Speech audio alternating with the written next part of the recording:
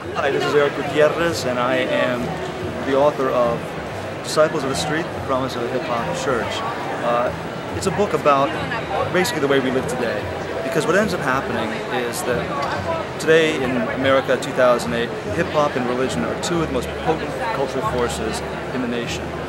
But as most people would agree, both have somewhat lost their way. Hip-hop is thought of as materialistic, violent, degrading of women, homophobic, invested in values that really are not those that are going to build up our communities or our young people. Religion is seen as intolerant, it's seen as hypocritical, and it really has kind of also veered and lost its way in terms of the majority of religious voices we hear in the nation today.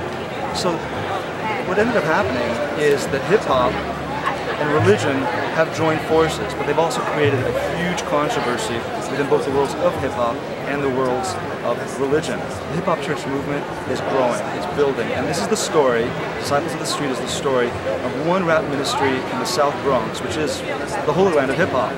It takes place in the Forest Houses projects in a 140-year-old, very traditional church, and then the aftermath of a shooting, middle-aged, white, deep Southern priest and pioneering rapper Curtis Blow joined forces with people like Cool Clyde, young children from the Bronx, 70-year-old church ladies to create a rap ministry, and that's when all hell broke loose.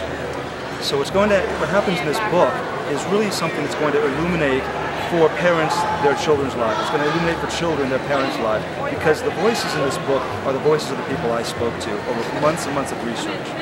And hopefully what's going to end up happening out of this book is that rap and religion will realize that they need each other to reclaim their better selves, their better values. As Cool Clyde and Curtis Blow told me, rap didn't begin as the ethics and values of the thug life or the gangster culture. It began as a way to say, in the aftermath of the burning of the Bronx, we are somebody. We're going to build something beautiful out of the rubble and out of the smoke. And when you go to a park jam, when you go to a block party, people, Puerto Ricans and blacks, everyone in the neighborhood was coming together in peace. You just knew you weren't going to, DJ Herc was spinning, you knew you were not going to be having a fight that night. And they're saying that really those values of hip-hop are the ones that we're reclaiming now. What people have been calling hip-hop for years and years and years has actually been a detour from how hip-hop began with values of peace, unity, and community. And that's not so far afield. There's overlap there with the Christian message of love, the embrace of everyone. It's a come-as-you-are ministry. So the hip-hop church movement, it has its differences. Holy hip-hop in Atlanta is far more orthodox. In some ways, it's a conservative black church with a hip-hop sound, whereas the ministry I followed in the South Bronx, called the Hip-Hop E-Mass, it was began by Curtis, Cool Clyde, Father Timothy Holder, who's now known as Papa T, young rappers like The Remnant from Atlanta, The Missionary Men, Paradox, Glory, Son of the Bronx.